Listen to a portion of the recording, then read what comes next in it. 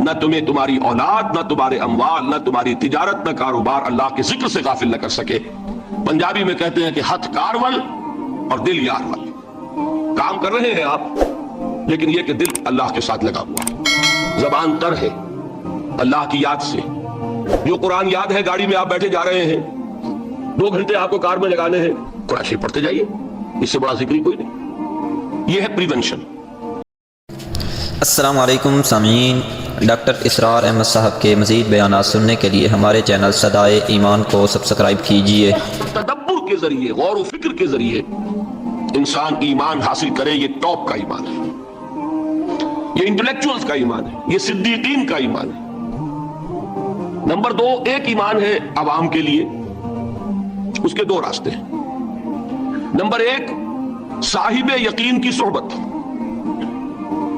جس کے اندر یہ ایمان پیدا ہو چکا ہو، آپ اس کے قریب رہیے۔ اگر بھٹی کے سامنے بیٹھیں گے حرارت پہنچے گی، اگر آپ برف کی سل کے قریب ہوں گے ٹھنڈ پہنچے گی۔ صاحب ایمان کی صحبت اختیار کریں گے، ایمان سرات کرے گا۔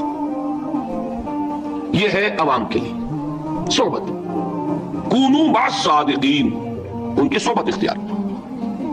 تیسرا ذریعہ ہے جو ہمارے لیے خاص طور پر جو مسلمان پیدا ہوئے، اب ایک بچہ ہے 7 سال کا، آپ نے نماز پڑھنے کی عادت ڈال دی، پڑھ رہا ہے، اگرچہ غیر شعوری عمر سے شروع کر دیا اس نے، روزہ رکھتا ہے، 9 برس کا ہو گیا، روزہ رکھنا شروع کیا۔ یہ اعمال جو ہیں ان سے بھی ایک یقین پیدا ہوتا ہے، جیسے یقین سے عمل پیدا ہوتا ہے ایسے ہی عمل سے بھی یقین پیدا ہوتا ہے۔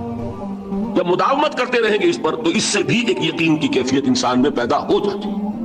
سورہ حجرات میں جو بحث آئی ہے اس کے آخر میں یہی ہے کہ اے نبی، یہ بدو جو دعوے دار ہیں ایمان کے، یہ آپ پر احسان کر رہے ہیں، یمنون علیک ان اسلموا قل لا تمنوا علی اسلامکم بل اللہ یمن علیکم ان ہداکم للایمان ان کنتم صادقین۔ یہ آپ پر احسان دھر رہے ہیں کہ ایمان لے آئے، نبی ان سے کہیے مجھ پر اپنے ایمان کا کوئی احسان نہ دھرو، اپنے اسلام کا، بلکہ اللہ تم پر احسان دھرتا ہے کہ اس نے تمہیں ایمان کے راستے پر ڈال دیا ہے۔ جب اسلام پر آ گئے ہو تو عمل کرتے رہو گے، ان تطیعوا اللہ ورسولہ، اگر عمل کرتے رہو گے تو اس عمل کے ذریعے سے بھی تمہارے اندر ایمان پیدا ہو جائے گا۔ تو یہ 3 راستے ذہن میں رکھیے۔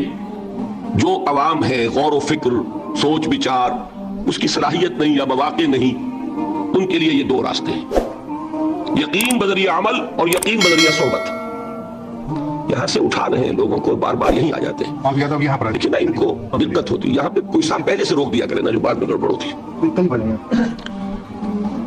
تو ایک ایمان ہے انٹلیکچوئلز کا، صدیقین کا، جن کو قرآن کہتا ہے اولو الالباب الذین یعقلون، ان فی خلق السماوات والارض واختلاف اللیل والنہار لآیات لأولی الالباب، ہوش مندوں کے لیے، عقل مندوں کے لیے، غور و فکر کرنے والوں کے لیے، اصحاب دانش و بینش کے لیے ہماری کائنات میں ہماری نشانیاں ہیں، غور کرو اور ہمیں پہچانو، خود اپنے اندر جھانکو اور ہمیں پہچانو، اور ہماری آیات جو ہیں ہمارے کلام کی، اس کی آیات جو ہیں ان میں وہ ایمان رچا بسا ہوا ہے، ان پر غور کرو، غوطہ زنی کرو، قرآن میں ہو غوطہ زن ہے مرد مسلمان۔ یہ ہے ٹاپ کا ایمان، یہ ہے اصل وہ ایمان کہ جو مطلوب ہے۔ اب باقی حضرات جو ہیں ان کے قریب رہیں گے، ایمان حاصل کر لیں گے، اور جو اعمال اللہ نے بتائے ہیں ان پر عمل کرتے رہیں گے، ایمان حاصل۔ اب دوسری بات کی طرف آئیے، نفاق سے کیسے بچا جائے، اس کے لیے بھی 3 عمل ہیں۔ پہلی چیز، اور 2 چیزیں تو وہ ہیں کہ جو سورہ منافقون ہی کے دوسرے رکوع میں بیان ہوئی۔ پریونشن کیسے ہوگی، بچو گے کیسے؟ دوام ذکر، اللہ کو یاد رکھو۔ یا ایھا الذین آمنوا لا تلھکم اموالکم ولا اولادکم عن ذکر اللہ ومن یفعل ذلک فاولئک هم الخاسرون۔ دل کو غفلت میں مت آنے دو، دل غافل ہوگا شیطان کا ڈیرا بن جائے گا۔ وہ دوام ذکر میں، البتہ یہ ذہن میں رکھیے کہ دوام ذکر کا ذریعہ کیا ہے، اس میں مغالتے ہیں لوگوں کو۔ جو سب سے بڑا ذکر ہے اس کو بھولے ہوئے ہیں، اور جو تیسرے چوتھے نمبر کا ذکر ہے اس کو سمجھ بیٹھے ہیں کہ بس یہی ذکر ہے۔ سب سے بڑا ذکر، مجسم ذکر قرآن ہے۔ الذکر انا نحن نزلنا الذکر وانا له لحافظون۔ وہ الذکر کون سا ہے؟ قرآن۔ اسی کو فرمایا، میں نے وہ آیت سنائی تھی کہ لوگ تنزیہ کہتے تھے، یا ایھا الذی نزل علیہ الذکر انک لمجنون۔ حضور سے مخاطب ہوا کہتے ہیں فلاں جس کے اوپر کے اس کے خیال کے مطابق ذکر نازل ہوا ہے، ہم تو تمہیں پاگل سمجھتے ہیں۔ وہاں بھی لفظ کیا ہے؟ الذکر۔ तो मालूम क्या हुआ, इन्ना अंज़लना इलैका ज़िक्रा लितुबय्यिना लिन्नासि मा नुज़्ज़िला इलैहिम, ये अज़्ज़िक्र है। तो इससे बड़ा जिक्र कोई नहीं। तिलावत कुरान, तदब्बुर कुरान, गौर व फिक्र कुरान का, कुरान को याद करना, इस पर मेरा किताब चाहे मुसलमानों पर कुरान मजीद के हुकूक, अब तो यहाँ शायद कोई किताब मौजूद नहीं रही है, और अगर आपको जरूरत होती है पाकिस्तान से मंगा लेते हैं हर शय, पढ़िए इंशाल्लाह आ जाएगी चीजें। नंबर 2 जिक्र क्या है, अकीमिस सलाता लिज़िक्री, नमाज को कायम करो मेरी याद के लिए। ये जरिया जिक्र में, वो तो है ही मुजस्सम जिक्र, और ये जरिया जिक्र में सबसे अहम है। ये अमली जिक्र भी हो रहा है और कौली भी हो रहा है। सूरह फातिहा पढ़ी आपने, कुरान शरीफ की कुछ आयत पढ़ी, फिर रुकू किया। ये रुकू जो है ये आपका अमली जिक्र है कि आपने अपने वजूद से अल्लाह की अज़मत को तस्लीम किया, फिर आप सजदे में गिरे। ये आपका अमली जिक्र है कि अपने वजूद से आपने अल्लाह की अज़मत को और तस्लीम किया। तीसरी चीज है मसनून दुआएं और मसनून अज़कार जो हुजूर से साबित हो। हमारे यहां क्या हो गया, मुझे फला बुजुर्ग ने ये चीज बताई है, वो तो पढ़ते चले जा रहे हैं, ना कुरान से दिलचस्पी, ना अज़कार मसनूना से दिलचस्पी। अदइया मासूरा, आप गौर करेंगे कि जिंदगी के हर अमल के लिए हुजूर की दुआ मौजूद है। सुबह उठे दुआ है, आंख खुलते बैतुल खला में दाखिल होने लगे दुआ है, निकले दुआ है, वुजू करने बैठे दुआ है, फारिग हुए दुआ है, मस्जिद के लिए घर से निकले दुआ है, मस्जिद में दाखिल हुए दुआ है, मस्जिद में तो है ही जिक्र, नमाज है, तिलावत है, बाहर निकले दुआ है, घर में दाखिल होने लगे फिर दुआ है, सवारी पर सवार हो रहे हैं दुआ है, उतर रहे हैं दुआ है, शीशा देख रहे हैं दुआ है, कपड़े पहन रहे हैं दुआ। जिंदगी का कोई अमल नहीं यहां तक के जो ताल्लुक ज़नो शौ है, जिसको कि खालिस हैवानी बात समझा जाएगा, उसके लिए भी दुआ है। गफलत में वो काम भी नहीं करता, समझ रहे हैं आप। अब आप गौर कीजिए, इसमें कोई इजाफी वक्त नहीं लगा, कोई इजाफी पोस्टर इख्तियार नहीं किया आपने, यूं बैठो, इस तरह बैठो, यूं करो, कोई आपका वक्त इजाफी नहीं लगा। जो काम कर रहे हैं और आप अल्लाह को याद कर रहे हैं, और वो अल्लाह की याद उस काम की मुनासिबत से है। इन अदिया मासूरा से 2 ताल्लुक जुड़ गए इंसान के। दुआ किससे कर रहे हैं? अल्लाह से, जुड़ा के नहीं। और ये अल्फाज किसके हैं? मोहम्मद रसूलुल्लाह के। तो आपके 2 ताल्लुक जुड़ गए। आप अपनी जी से घड़कर दुआ मांगेंगे तो पहला ताल्लुक हो जाएगा, दूसरा नहीं होगा। बेहतर से बेहतर दुआ मांग ले आप, लेकिन हुजूर से जो मासूर और मसनून अल्फाज जब आप जबान से निकालते हैं तो आपका ताल्लुक अल्लाह से भी हुआ बजरिया दुआ, और वो अल्फाज चूंकि हुजूर के हैं सल्लल्लाहु अलैहि वसल्लम, तो हुजूर के साथ हुआ। ये तीसरा दर्जा है। चौथे दर्जे में मैं मानता हूं कि एक होती है खास किसी शख्स के अमराज की तशखीस करने के बाद तजवीज। कोई अगर तबीब है, माहिर तबीब रूहानी, वो आपको देखेगा तो अंदाजा लगाएगा कि आप में क्या कमी है, उसके मुताबिक आपको जिक्र बताएगा। भाई फला आयत का मुराकबा किया करो। किसी में बुज़दिली होती है, किसी में माल की मोहब्बत ज्यादा होती है, किसी में तवक्कुल की कमी है, किसी में शोहरत की ख्वाहिश है, नुमाया होने का जज्बा है, किसी में तकब्बुर है। सबका एक सा बरस तो नहीं होता ना। तो ये दर हकीकत अंधे की लाठी से नहीं चलने वाली बात। ये तो माहिर की का काम है कि वो तजवीज करे कि तुम्हारे लिए खास तौर पर जिक्र ये है। दर हकीकत हमारे जो ये सिलसिले थे सलूक के, ये बड़े माहिर होते थे, ये लोग बड़े माहिर अतिब्बा थे। ये जो इल्म नफ्सियात है उसके हमारे सूफिया से बढ़कर कभी कोई आलिम गुजरा ही नहीं दुनिया में। फ्राइड क्या है और एडलर क्या है और यूंग क्या है, बच्चे हैं। हमारे सूफिया इकराम ने जिस तरह इंसान की नफ्सियात को समझा और वो उनकी मुनासिबत से तजवीज करते थे। लेकिन इसको रखा जाएगा चौथे नंबर पर। जैसे मौलाना अहमद अली साहब फरमाया करते थे, भाई इस आयत का मुराकबा किया करो। मुराकबे क्या मानी? अभी इन अल्फाज को भी हमने खामखा कुछ खास एक शक्ल दे दी। मुराकबा क्या? तवज्जो करना, ध्यान करना, खास उस आयत के ऊपर, उसके मानी पर अपने जहन को जमाना।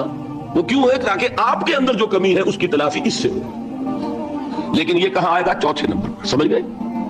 तो निफाक से बचने का जरिया, प्रिवेंशन क्या है निफाक से? दवा में जिक्र।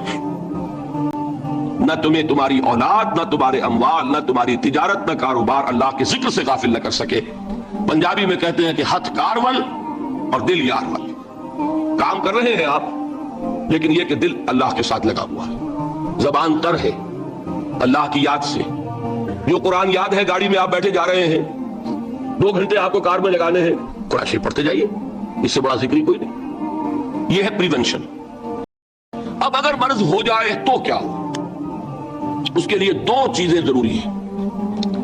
ایک دیکھیے عجیب ہے یہ نفاق کا علاج انفاق سے، صرف ایک الف لگانا، انفاق کے معنی اور ہے، یہ بنا ہے کس سے؟ نفقت الدراہم، پیسے ختم ہو گئے، مک گئے، یا نفق الفرس، گھوڑا مر گیا۔ تو مال کو کھپانا، لگانا اللہ کی راہ میں، اگر دل میں نفاق کی کوئی آلائش آئی ہے تو اس کا ازالہ ہوگا انفاق فی سبیل اللہ سے۔ مال اللہ کی راہ میں دیجئے، صدقہ کیجئے، خیرات کیجئے، دیجئے، اللہ کے دین میں لگائیے، جتنا لگائیں گے نفاق دھل جائے۔ اس لیے کہ اصل سبب نفاق کا ہے ہی حب دنیا، دنیا کی محبت، لہذا اس کا ازالہ ہوگا جو سب سے محبوب شے ہے مال، انہ لحب الخیر لشدید، مال محبوب ترین ہے کہ نہیں؟ لہذا اس کو اللہ کی راہ میں لگائیں گے تو وہ نفاق دھل جائے گا۔ اور ایک اور چیز ہے جو بہت اہم ہے، بہت ہی شعوری طور پر اس کا اہتمام کیجئے، جس وقت دین کے کسی فرض کی انسان کو سمجھ آ جائے، اس کا شعور پیدا ہو جائے، پھر ڈیلے نہ ہو، ذرا سا ڈیلے جو ہے اس پر عمل کرنے میں، یہ در حقیقت نفاق کو جڑ پکڑنے کا موقع دینا ہے۔ امیڈیٹ ایکشن، ایک بات سمجھ میں آ گئی، فوراً عمل کرو۔ اس میں شیطان کیا کرتا ہے؟ ذرا ٹھہر جاؤ، ابھی دیکھو یہ فرض ہے، یہ ذمہ داریاں ہیں، یہ کرنا ہے، وہ پھر لگا دینا اپنے آپ کو۔ بہت سے لوگ کہتے ہیں بس ریٹائرمنٹ کے بعد تو سارا میں دین کے لیے وقف کر دوں گا۔ اول تو خدا کے بندے تمہارے اندر رہ کیا جائے گا ریٹائرمنٹ کے بعد؟ سارا تو کھپ چکو گے، رہ کیا جائے گا؟ دوسرے یہ کہ یہ بھی جان لیجئے کہ کار دنیا کسے تمام نہ کر، ریٹائرمنٹ کے بعد کون فارغ ہو جاتا ہے؟ بیٹوں بیٹیوں سے فارغ ہوئے تو پوتے پوتیاں موجود ہیں، نواسے نواسیاں موجود ہیں، کبھی بھی وہ بوجھ ختم نہیں ہوتا زندگی کا۔ وہ تو یہ کہ آج بات سمجھ میں آئی ہے تو آج عمل ہونا چاہیے۔ قرآن مجید میں سورہ انعام میں بڑی شدید وعید آئی ہے، الفاظ ہیں یہ، وَنُقَلِّبُ أَفْئِدَتَهُمْ وَأَبْصَارَهُمْ كَمَا لَمْ يُؤْمِنُوا بِهِ أَوَّلَ مَرَّةٍ۔ انسان پر ایک حقیقت کا انکشاف ہوا کہ یہ بات حق ہے، فوراً تسلیم کرے، کسی مصلحت کی وجہ سے، کسی بزدلی کی وجہ سے، کسی لالچ کی وجہ سے، کسی اپنی سیادت یا قیادت کی وجہ سے، کیسے مان لوں؟ لوگ کہیں گے کہ یہ نیچے ہو گیا، وہ اونچا ہو گیا جس کی بات مانی، کسی وجہ سے رک گئے تو اللہ تعالیٰ اندر سے وہ جو استعداد ہے حق کو پہچاننے کی وہ سلب کر لیتا ہے۔ وَنُقَلِّبُ أَفْئِدَتَهُمْ وَأَبْصَارَهُمْ، ہم الٹ دیں گے ان کے دلوں کو بھی اور ان کی آنکھوں کو بھی۔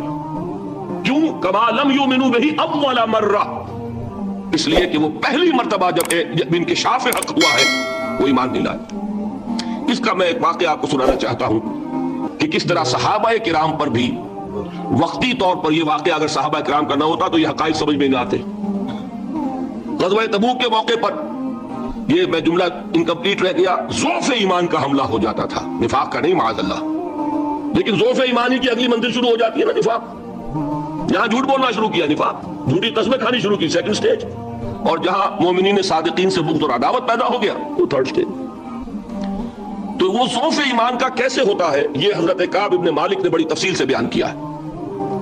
غزوہ تبوک کے موقع پر جہاں منافقین نے آ کر جھوٹے بہانے بنائے، جھوٹی قسمیں کھائیں اور حضور سے ایگزمپشن لے لی، چھٹی لے لی، رخصت لے لی، وہاں 3 ایسے صحابہ بھی تھے جو مومن صادق تھے، لیکن وقتی طور پر شیطان نے انہیں ورغلایا۔ کیسے ورغلایا وہ سمجھ لیجیے۔ کعب ابن مالک نے تفصیل سے بیان کیا ہے، اور میرے نزدیک یہ جہاں تک میرا مطالعہ ہے طویل ترین حدیث ہے، بخاری اور مسلم میں بھی موجود ہے۔ حضور جب واپس آئے ہیں اور اب آپ نے ایک ایک کو بلایا، جن لوگوں نے تو پہلے جھوٹی قسمیں کھا لی تھی ان کو تو بلانے کی ضرورت نہیں تھی، لیکن کچھ لوگ ایسے بھی تھے کہ جنہوں نے ایگزمپشن بھی نہیں لی تھی اور گئے بھی نہیں تھے۔ اب ان کو آپ نے ایک ایک کر کے پیشی ہوئی، آپ کیوں نہیں گئے تھے؟ تو اب جو منافقین تھے ان میں سے انہوں نے اس موقع پہ جھوٹی قسمیں کھا لی۔ خدا کی قسم حضور ہم تو بالکل تیار تھے، پوری میں نے تیاری بھی کر لی تھی، پورا ارادہ تھا، یہ وقتی طور پر یہ مصیبت مجھ پر آ پڑی۔ جس نے قسم کھائی انہوں نے کہا اچھا ٹھیک ہے جائیے۔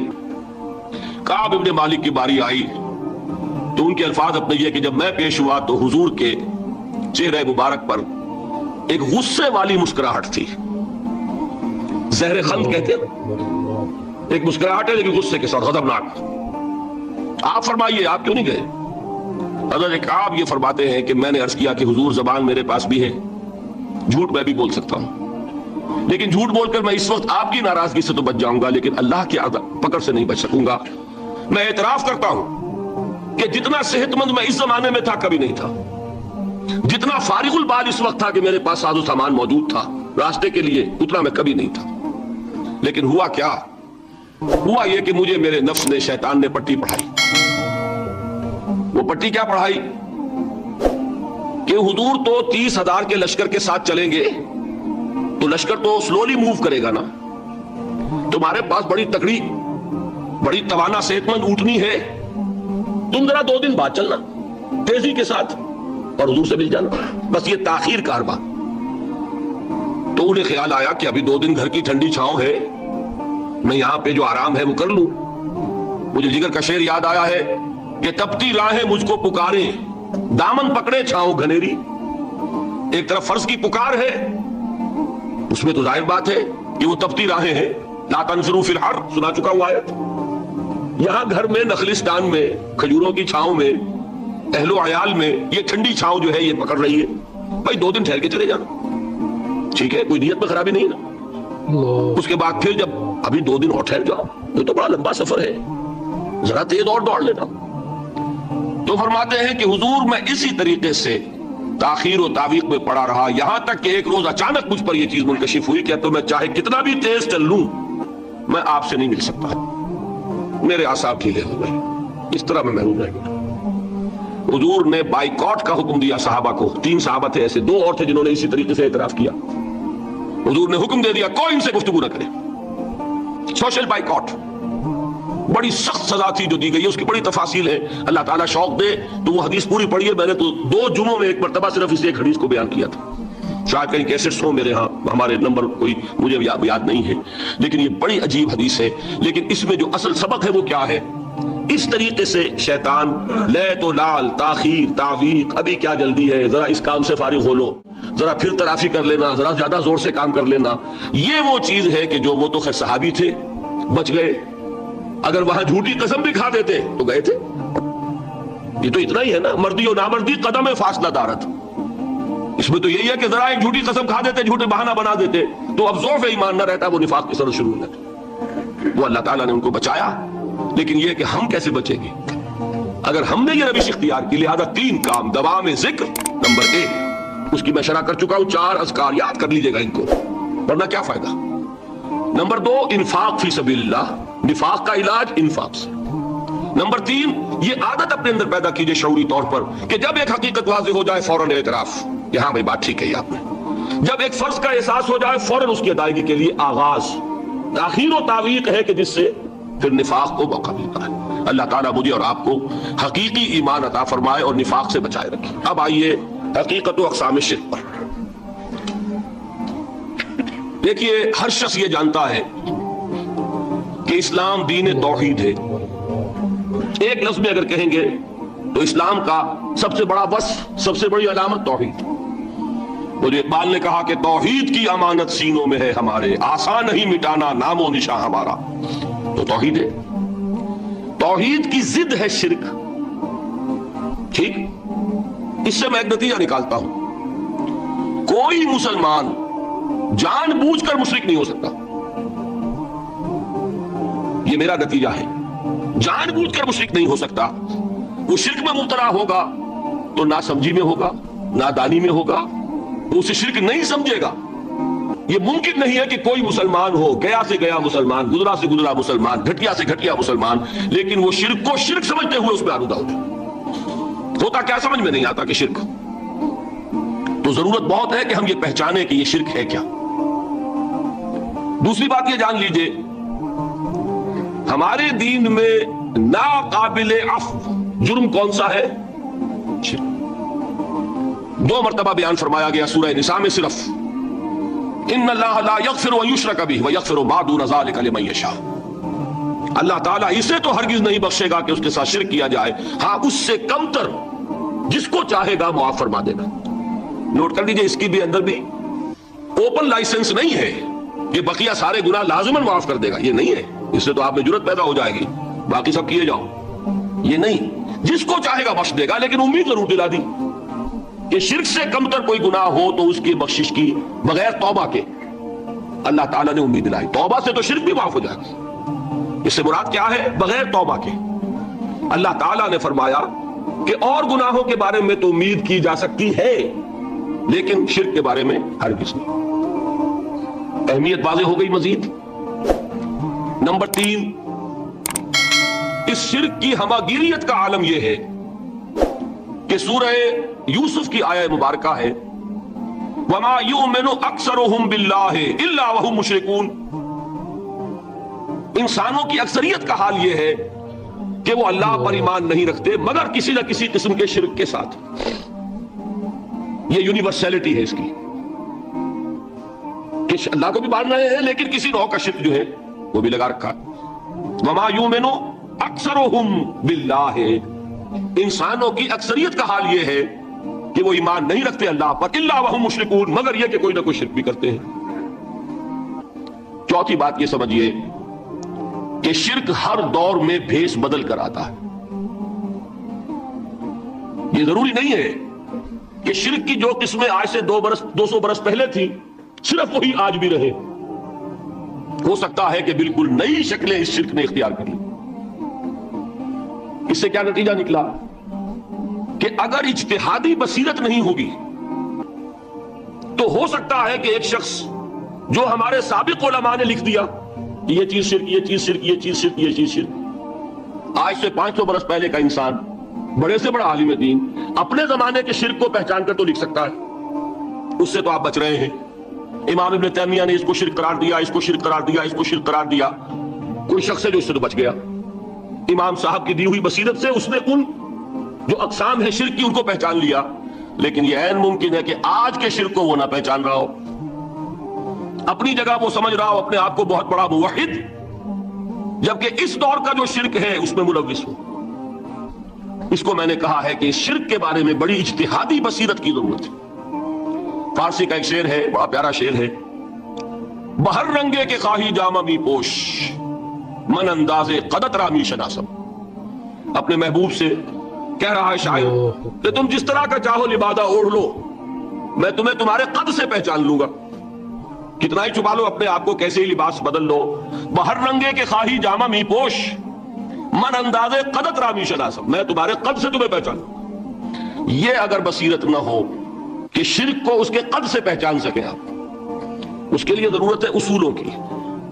دیکھیے جس طرح الجبرا کے اصول ہوتے ہیں، فارمولا ہے، فارمولا ہاتھ میں آ گیا، مسئلے حل کرتے چلے جا رہے ہیں، آپ اپلائی کرنے کی دیر ہے فارمولے کے۔ اگر آپ نے صرف گنتی کر کے کسی زمانے کے شرک وہ تو سمجھ لیے، لیکن وہ بصیرت باطنی حاصل نہیں ہوئی، اجتہادی بصیرت، وہ اصول ہاتھ میں نہیں آئے کہ جس سے آپ پہچان سکیں، تو ہو سکتا ہے کہ اس دور کے شرک کو آپ نہ پہچان سکیں۔ اس کے لیے ضرورت ہے کہ اصل اصول ہاتھ میں آ جائیں تاکہ اصولوں کو اپلائی کریں۔ ایک بات مجھ سے اور سن لیجئے، میرا اپنا یہ تاثر ہے، ہمارے دین میں خیر، بھلائی، نیکی، چاہے وہ نظریے کی ہو، علم کی ہو، عقیدے کی ہو، عمل کی ہو، اخلاق کی ہو، وہ سب کیا ہے؟ وہ توحید ہی کے شجرہ طیبہ کی شاخیں ہیں۔ اور شر، برائی، گمراہی، خیالات کی ہو، نظریات کی ہو، علم کی ہو، عقیدے کی ہو، عمل کی ہو، اخلاق کی ہو، سب کے ڈانڈے شرک کے شجرہ خبیثہ سے ملتے ہیں۔ اس شجرہ خبیثہ کے برگوبار ہے جو بھی برائی ہے، عمل کی یا علم کی، اور اس شجرہ طیبہ کے برگوبار ہے جو بھی خوبی ہے، عمل کی یا عقیدے۔ یہ میرا تاثر ہے، اور جب تک اس انداز میں وہ آپ کو اندرونی رشتے ظاہر نہیں ہوں گے، آپ پر منکشف نہیں ہوں گے، وہ اجتہادی بصیرت جو ہے پیدا نہیں ہو سکے گی۔ اب آئیے ایک اور بات دیکھیے، شرک میں اور الحاد میں کیا فرق ہے یہ بھی ہم نہیں سمجھتے۔ الحاد، مادہ پرستی، وہ کیا ہے؟ ایتھیزم، کسی بھی خدا کا انکار۔ ہمارے آج کے دور کی سب سے بڑی گمراہی یہ ہے۔ شرک کیا ہے؟ خداؤں کو ماننا۔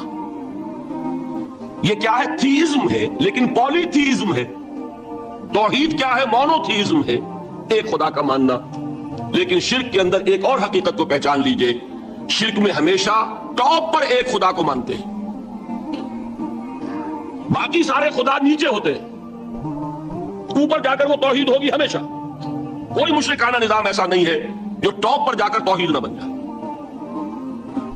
دیکھیے ہندو देवियां देवता बेशुमार, लेकिन महादेव वो भी क्या दो हैं?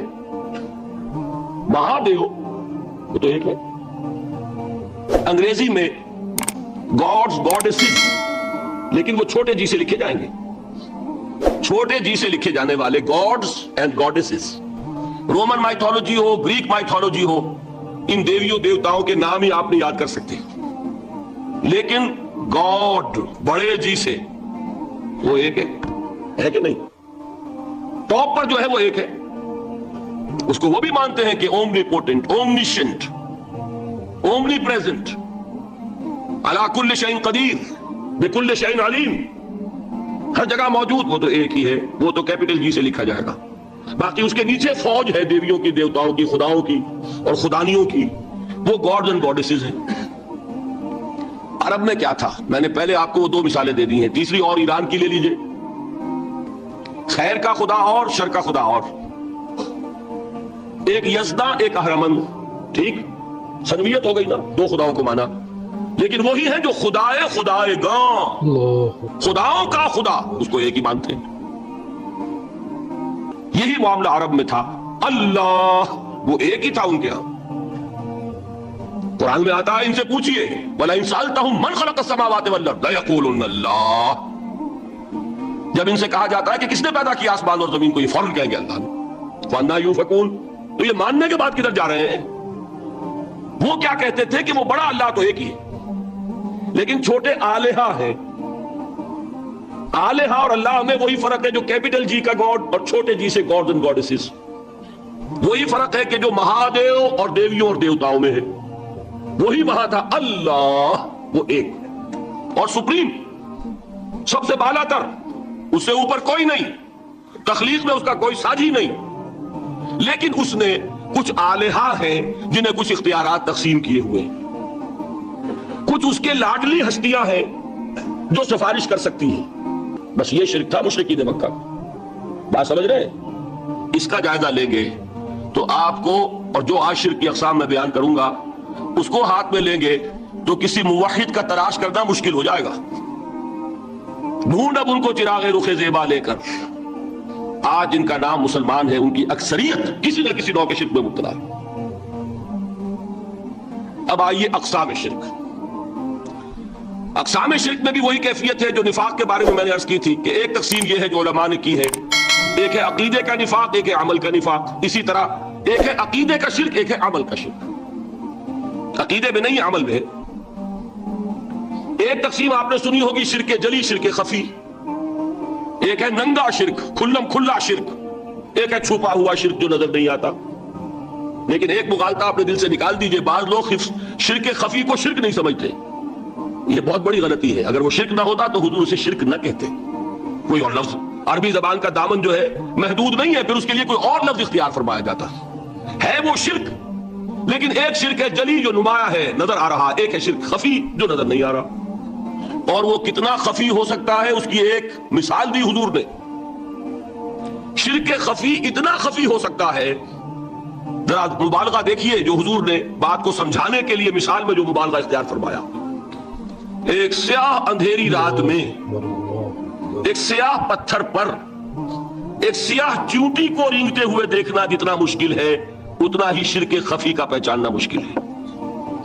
बताइए, आपने फरमाया अना अफ़सहुल अरब, मैं अरब का फसीह तरीन इंसान हूं। इससे आगे कोई मिसाल दी जा सकती है? अंधेरी रात, तारीक रात, पत्थर स्याह, चींटी स्याह, कौन देख सकता? जितना इसको देखना नामुमकिन है, उतना ही शिर्क खफी का पहचानना मुश्किल है। गोया कि उससे तो अल्लाह ही बचाएगा तो इंसान बचेगा। एक आखिरी बात तमहीदन और अर्ज कर दूं, फिर मैं चलूंगा अक़साम पर। मेरी जो बातें आपके सामने आई उससे एक मंतकी नतीजा निकलता है। कोई शख्स अगर हकीकतन शिर्क से बच जाए, वाक़ियतन शिर्क से बच जाए, हर किस्म से बच जाए, उससे भी ऊपर कोई इंसान होगा। गोया कि ये आखिरी मंजिल है। या यूं कहिए कि जिस शख्स के बारे में अल्लाह ताला ये मान ले कि मेरा ये बंदा शिर्क से बरी है, उससे बड़ी सनद कोई है? द हाईएस्ट टेस्टिमोनियल, सबसे बड़ी सनद, सबसे बड़ी तारीफ जो बंदे की हो सकती है वो क्या है? ये मुशरिक नहीं, یہی وجہ ہے، دیکھیے آپ قرآن مجید میں حضرت ابراہیم کے ذکر میں دیکھیں گے، ابراہیم کا مقام کیا ہے؟ خلیل اللہ، ابو الانبیاء، امام الناس، تین نسبتیں ہیں، تینوں بڑی عظیم۔ اللہ کے ساتھ نسبت کیا ہے؟ خلیل، واتخذ اللہ ابراہیم خلیلا۔ ابو الانبیاء، کتنے نبی ہیں ان کی نسل میں؟ اسحاق اور اسماعیل سے چلیے، پھر یعقوب اور یوسف، اور پھر چلیے موسیٰ اور ہارون، اور پھر چلیے سارے انبیاء بنی اسرائیل کے، حضرت عیسیٰ، پھر یہاں تک کہ محمد رسول اللہ کس کی اولاد ہے؟ ابراہیم کی، ابو الانبیاء۔ اور نمبر 3، انی جاعلک للناس اماما، امام الناس۔ اور قرآن میں جو سب سے بڑی سند انہیں دی جاتی ہے وہ کیا؟ وما کان من المشرکین۔ اللہ اکبر، اللہ۔ وہ ابراہیم مشرکین میں سے نہیں تھے۔ معلوم ہوا کہ یہ سب سے بڑی سند ہے، سب سے بڑا سرٹیفکیٹ ہے، سب سے بڑا ٹیسٹیمونیل ہے جو اللہ کی طرف سے کسی کو مل جائے۔ میں جو اقسام شرک بیان کرنا چاہتا ہوں تو میری تقسیم ذرا مختلف ہے۔ اب ذرا اپنے ذہن میں وہ نقشہ بنا لیجئے، آپ بنایا کرتے ہیں ایک، اس کو پھر 3 میں تقسیم کیجئے۔ شرک کی 3 بڑی بڑی قسمیں ہیں۔ شرک فی الذات نمبر 1، شرک فی الصفات نمبر 2، شرک فی الحقوق نمبر 3۔ اور یہ میں عرض کر دوں آپ سے پہلے ہی، یہ مضمون بہت طویل ہے، میں آج صرف یہ کروں گا کہ خاکہ مکمل کر دوں۔ اب اس خاکے میں رنگ بھرنا، وہ تو ایک موضوع پر شرک فی الذات پر پوری تقریر ہونی چاہیے، شرک فی صفات پر ہونی چاہیے۔ ایک ایک گھنٹے کے میرے 6 کیسٹ ہیں اللہ کے فضل و کرم سے، جو کئی سال سے وہ پھیل رہے ہیں۔ 6 گھنٹے میں نے ان چیزوں کو بیان کیا، وہ موجود ہوں گے، لیکن آج وہ خاکہ ذہن میں بنا لیجئے، اور کچھ آپ کو الجبرے کے فارمولے ہاتھ میں آ جائے تاکہ خود آپ میں صلاحیت پیدا ہو جائے پرکھنے کی کہ اس فارمولے کو اپلائی کر کے دیکھ رہے ہیں یہ شرک ہے یا نہیں۔ یہ 2 کام تو میں انشاءاللہ آج کر دوں گا، آپ مطمئن رہے۔ باقی یہ کہ تفصیل، وہ تو ہر سلسلے میں تفصیل پھر بہت ہوگی، وہ شوق ہو تو وہ کیسٹ آپ سنیے۔ تو 3 تقسیمیں ہو گئی۔ شرک فی الذات، اللہ کی ذات میں کسی کو شریک کر دینا، یہ سب سے زیادہ نمایاں، سب سے زیادہ جلی، سب سے زیادہ عریاں، اور اللہ تعالیٰ کو سب سے زیادہ مبغوض اور ناپسند شرک۔ شرک فی صفات نمبر 2، یہ ایک علمی مسئلہ ہے جس میں آدمی ٹھوکر کھا جاتا ہے اگر محتاط نہ ہو، بڑے سے بڑے آدمی کو ٹھوکر لگ جائے گی۔ اس کا میں فارمولہ صرف آپ کو دوں گا، وہ ذہن میں رکھ لیجئے، پھر جہاں چاہیں اپلائی کیجئے، انشاءاللہ تعالیٰ آپ کو ٹھوکر نہیں لگے گی۔ شرک فی الحقوق، اسی کا دوسرا نام شرک فی العبادت ہے۔ اللہ کا حق کیا ہے بندے پر؟ بندہ اللہ کی عبادت کرے، لیکن اس کو 5 اس کے مظہر ہیں، ان میں گن کر بتا دوں گا کہ یہ شرک فی العبادت ہے۔ شرک فی العبادت کی اکثر شکلیں وہ ہیں کہ جو عملی شرک علماء جسے کہتے ہیں، اور اس کی شکلیں وہ ہو جائیں گی جن کو شرک خفی کہتے ہیں۔ تو سب سے جلی شرک فی الذات، سب سے خفی شرک فی الحقوق یا شرک فی العبادت، درمیان میں ایک علمی اعتبار سے مسئلہ ہے شرک فی صفات کا۔ اب آئیے سب سے پہلے شرک فی الذات، اس کی 2 قسمیں، اب اس کو تقسیم کیجئے 2 میں۔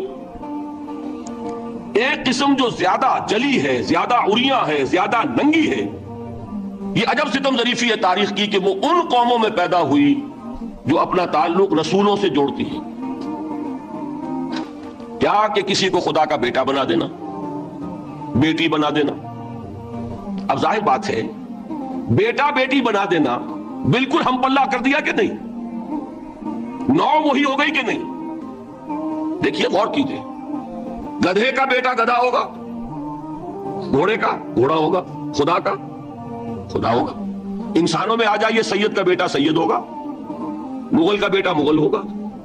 یہ بالکل ہم کفو بنا دینے والی بات ہے، بالکل ہم پلہ، ہم جنس، ہم نوع، یہ بدترین شرک ہے۔ اور آپ کو معلوم ہے یہ شرک کن میں پیدا ہوا؟ یہود کے ایک گروہ میں پیدا ہوا جنہوں نے حضرت عزیر کو خدا کا بیٹا قرار دیا۔ قالت الیہود عزیر ابن اللہ۔ سب سے زیادہ پیدا ہوا عیسائیوں میں جنہوں نے حضرت مسیح کو خدا کا بیٹا قرار دیا۔ اور واقعہ یہ ہے کہ اس گمراہی میں ان سے آگے کوئی نہیں جا سکتا۔ اللہ اکبر، اللہ۔ ان بدبختوں نے یہاں تک صراحت کی ہے کہ مسیح خدا کا صلبی بیٹا ہے، اس لیے کہ 2 لفظ آتے ہیں، ایک ہوتا ہے ابن، ایک ہے ولد، ان میں ذرا فرق ہے۔ ابن کا لفظ عربی زبان میں کسی اور سینس میں بھی استعمال ہوتا ہے، ابن السبیل کسے کہتے ہیں؟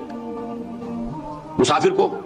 تو کیا وہ مسافر اور کیا وہ رستے کا بیٹا ہوتا ہے، سبیل کا بیٹا؟ ابن الوقت کسے کہتے ہیں؟ اپارچونسٹ. ابن الوقت کوئی اصول نہیں. گنگا گئے تو گنگا رام اور جمنا آئے تو جمنا داس. یہ کیا ہے؟ ابن الوقت. لیکن ابن کے معنی جو ہے وہ بیٹے کے بھی ہے، تو تعویل ہو سکتی ہے. لیکن انہوں نے ولد کہا ہے. ولد کسے کہتے ہیں؟ سلبی بیٹے. یہ بدترین شرک ہے. یہی وجہ ہے کہ قرآن مجید میں آپ دیکھیں گے کہ جتنا غضب اللہ کا ان پر بھڑکا ہے اس عقیدے پر. وَيُنذِرَ الَّذِينَ قَالُوا اتَّخَذَ اللَّهُ وَلَدًا.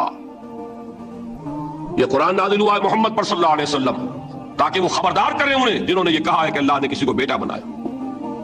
یہ سورہ کہف میں ہے، اور اگلی سورت سورہ مریم میں تو ایسا غضب اللہ کا ظاہر ہوتا ہے. وَقَالُوا اتَّخَذَ الرَّحْمَنُ وَلَدًا لَقَدْ جِئْتُمْ شَيْئًا إِدًّا تَكَادُ السَّمَاوَاتُ يَتَفَطَّرْنَ مِنْهُ وَتَنشَقُّ الْأَرْضُ وَتَخِرُّ الْجِبَالُ هَدًّا أَن دَعَوْا لِلرَّحْمَنِ وَلَدًا وَمَا يَنبَغِي لِلرَّحْمَنِ أَن يَتَّخِذَ وَلَدًا. انہوں نے کہا کہ رحمان نے کسی کو بیٹا بنایا. تم بہت بڑی گستاخی کی بات کر رہے ہو. تمہاری اس گستاخی کی وجہ سے آسمان پھٹ پڑنے کو ہے، زمین شق ہو جانے کو ہے، اور قریب ہے کہ پہاڑ ایک دھماکے کے ساتھ گر جائیں. کہ انہوں نے خدا کے لیے بیٹا تصنیف کر دیا، حالانکہ اللہ رحمان اس کی شان اس سے بہت بلند و بالا ہے کہ اس کے کوئی بیٹا ہو. اس کی وجہ بھی سمجھ لیجئے کہ بیٹے کی ضرورت کسے ہوتی ہے؟ جو خود فانی ہو. کیوں ہے آپ کو طلب بیٹے کی؟ ہم نہ ہوگے ہمارا نام زندہ رہے گا. یہ ایک ایٹرنل ہونے کی خواہش ہے، انہیرنٹ. نام چلے گا، اسی لیے بیٹی سے آدمی سمجھتا ہے کہ نام نہیں چلتا. یہ طلب جو ہے بیٹے کی کیوں ہے؟ بیٹے سے نسل چلتی ہے. اس کی ضرورت کس کو ہے؟ جو خود فانی ہے. وَمَا يَنبَغِي لِلرَّحْمَنِ أَن يَتَّخِذَ وَلَدًا. جو خود باقی ہے ہمیشہ کے لیے، اس کو کوئی احتیاج نہیں. تو آپ نے بات سمجھ لی. میں بہت مختصر بات کروں گا آج. اسی طریقے سے حضرت ابراہیم کی نسل سے تھے جو مکے کے لوگ اور عرب کے لوگ، بنی اسماعیل. جو موحد کامل تھا ابراہیم، جس کو اتنی مرتبہ سند ملی وما کان من المشرکین، ان کی نسل میں وہ لوگ تھے جنہوں نے فرشتوں کو خدا کی بیٹیاں بنا دیا. یہ جو ان کی دیویاں تھیں یہ مؤنث، لات، عزا، منات، یہ سب کیا مؤنث نام ہے. انہوں نے یہ کہا کہ فرشتے جو ہیں وہ خدا کی بیٹیاں. اصل میں عقیدہ کیسے ہوتا ہے؟ انہوں نے کہا بڑے لاڈلے ہیں، لاڈلی ہوتی ہے بیٹی بہت زیادہ، تو یہ خدا کی بیٹیاں ہیں. ہوتے ہوتے ان کا یہ عقیدہ ایسا پکا ہوا کہ بجائے استعارے کے اب انہوں نے حقیقت بنا دیا یہ خدا کی بیٹیاں. ان پر قرآن مجید نے کئی جگہ پر ذرا ایک لطیف انداز میں تنزیہ پیرائے میں بھی کہا ہے کہ بھائی تم نے خوب کیا. انہوں نے الاٹ کیا تو بیٹا تو کیا، تم نے اللہ کو الاٹ کی تو بیٹیاں کی جو تمہیں خود پسند نہیں. الکم البنون، تمہارے لیے بیٹے ہوں، وَلَهُ الْبَنَاتُ، اور اس کے لیے بیٹیاں. تو یہ تو ذرا ایک لطیف انداز ہے، تنزیہ پیرایا ہے. لیکن ان تینوں کو اب آپ ایک جگہ کر لیجئے. بیٹا بیٹی قرار دینے کا شرک، یہ کیا ہے؟ شرک فی الذات.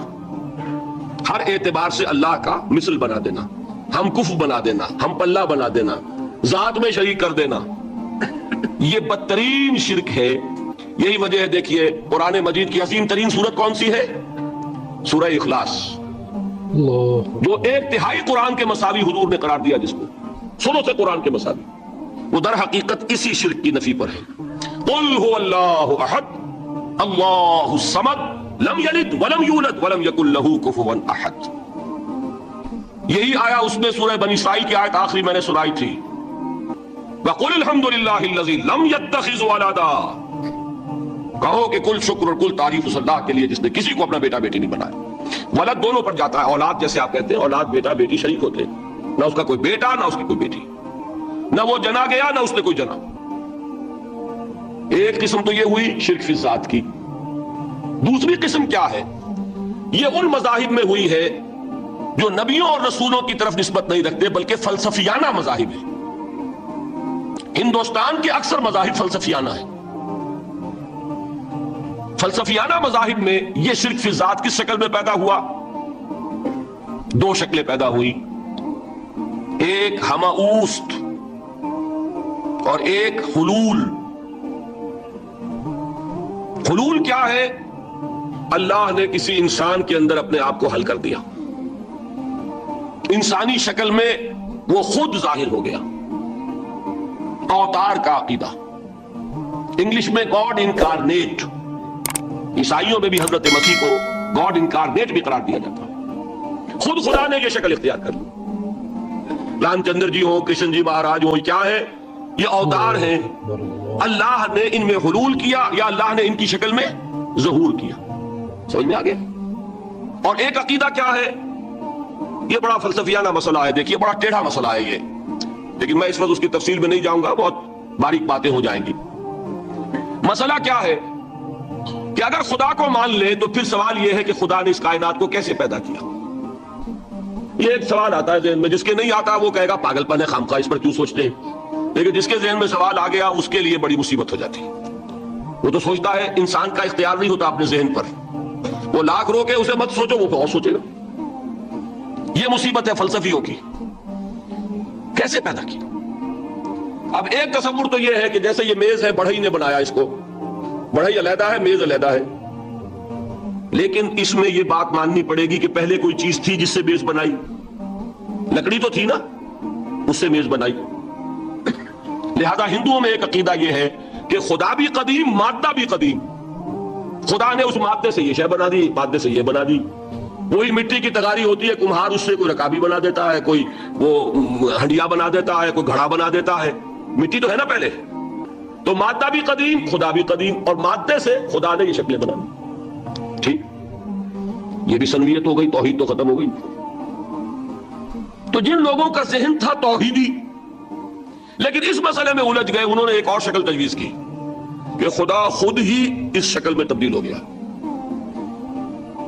کیسے؟